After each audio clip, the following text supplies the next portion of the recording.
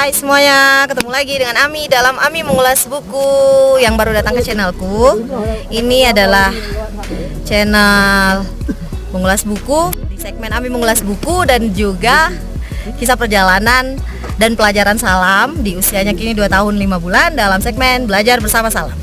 Nah, kali ini saya akan mengulas buku bacaan di bulan Februari dan Maret, karena ini minggu terakhir di bulan Maret, Jumat terakhir maksudnya.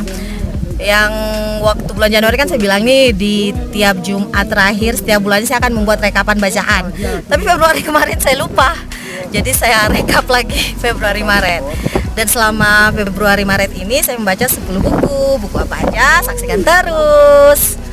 Buku pertama di bulan Februari yang saya baca adalah buku Nyomi and Max. Ini buku saya udah baca 2 kali, dan di Februari kemarin saya baca lagi. Isinya tentang perjalanan seorang ibu yang membawa anaknya ke beberapa puncak gunung, dan yang diceritakan dalam bentuk narasi yang sederhana namun bisa menyentuh pembaca, termasuk saya. Di situ kita bisa melihat bagaimana kasih sayang seorang dokter Nyomi yang melakukan banyak hal untuk anaknya Max, meskipun Dr. Nyomi adalah single parent. Buku kedua adalah buku kumpulan puisi tentang kematian Munir yang ditulis oleh Wawan Kurniawan. Buku itu judulnya Museum Kehilangan.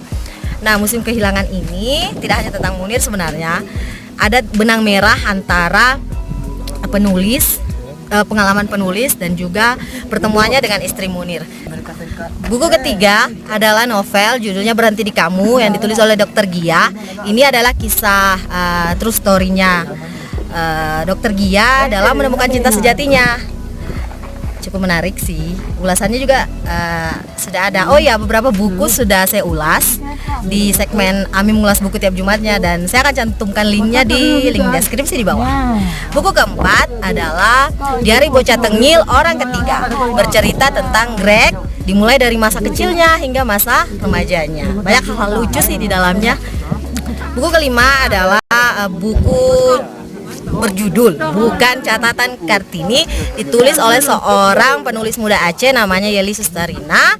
Ini adalah kumpulan 27 opini yang dimuat di harian Serambi Indonesia. Nah, di sini pembaca bisa belajar bagaimana menulis opini yang baik sehingga bisa tembus di media cetak. Buku selanjutnya adalah Catatan dari Tepi Hutan. Ini ditulis oleh Pak Bambang, Direktur Jenderal di Kementerian Lingkungan, yang menceritakan pengalamannya mengunjungi langsung hutan-hutan yang dijaga oleh masyarakat daerah-daerah terpencil. Jadi pengalaman-pengalaman itu kemudian mengisyaratkan Pak Bambang sendiri dan kita juga sebagai pembaca ketika membaca bukunya bahwa sebenarnya kearifan lokal masyarakat itu sendiri bisa menjaga alam termasuk hutan tetap lestari. Selanjutnya adalah novel berjudul Shine, dibaca oleh saya maksudnya. Ditulis oleh Jessica Jang, ex-member dari SNSD. Ini bercerita banyak tentang dunia K-pop. Ulasan lengkapnya ada di Abi Mengulas Buku episode Jumat lalu.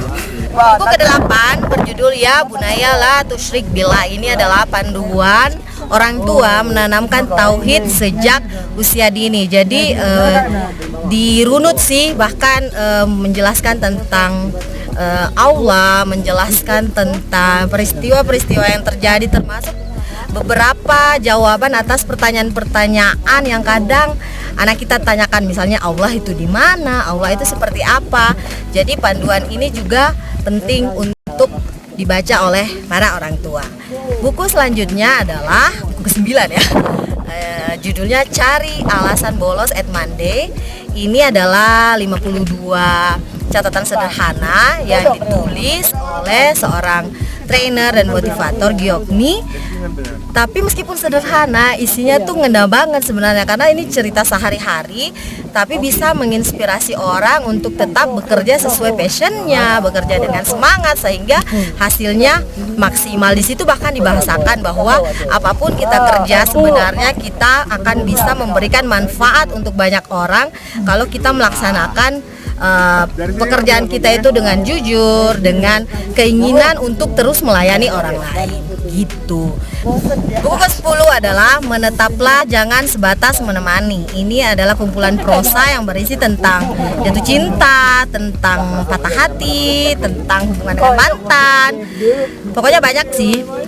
Oke, itu aja 10 buku yang saya baca di durasi Februari dan Maret. Semoga menginspirasi teman-teman untuk terus tetap semangat membaca, karena membaca membuka jendela dunia. Oke.